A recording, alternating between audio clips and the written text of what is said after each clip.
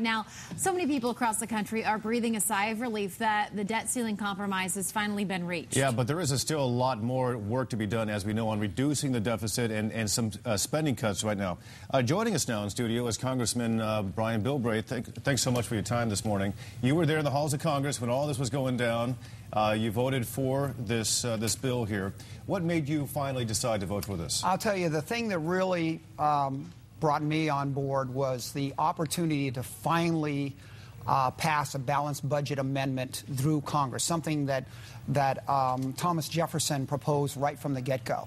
And right now it looks like this proposal will force both sides into a process that will lead them down the road to either make tough decisions right now, or they pass a balanced budget amendment that forces them to make those tough decisions later. And if you know Washington, they always love to put it off. So I see this as being the one opportunity, because you need to have a supermajority.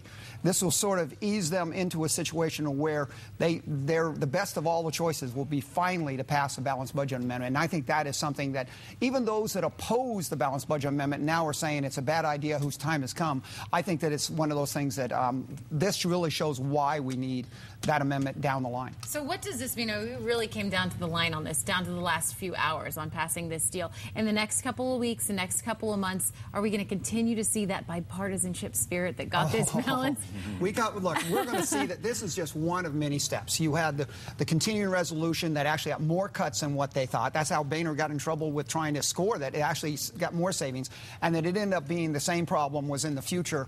We're going to be going through this all year. This is going to be the ongoing. Days of Washington giving out money is over with. Now it's how much that you can balance and cut, because your 42 cents on every dollar is borrowed, and absolutely borrowed down the line. A quick question and a quick answer. A lot of people are wondering this. Why do we need to raise the debt ceiling if, in fact, we're going to be doing so much spending cuts? Well, because you've already, what happened in the last 2 years, instead of having an annual deficit of 60 to 70, you now have a monthly deficit of that, and we've run that. But, Alexis, I wanted to just drop by and give you a challenge coin from the 50th district. Happy birthday. Wow. Wanted to make sure you got in there. Thank you very much. How cool. It's like a congressional medal almost. That's really cool. And it's got our symbol for the district, which is the surfing, the horseback riding, nice. the sailing, and I love that. the American Eagle. That's very cool. Well, you can come back anytime on my birthday. Absolutely fantastic. More than that, that's just once a year. We've got to bring it back more. Well, I think the one thing you see in this is why you don't want the people in Washington running your life or your health care.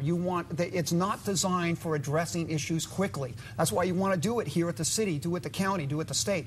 Last thing you want to do is have the people running Washington, D.C. running your life. Anybody that's had to live in Washington understand the only thing that works in Washington is the meter maids. Representative Bilbray, always thank you so much for stopping by and giving us some perspective on this. Thank you so much. We'll be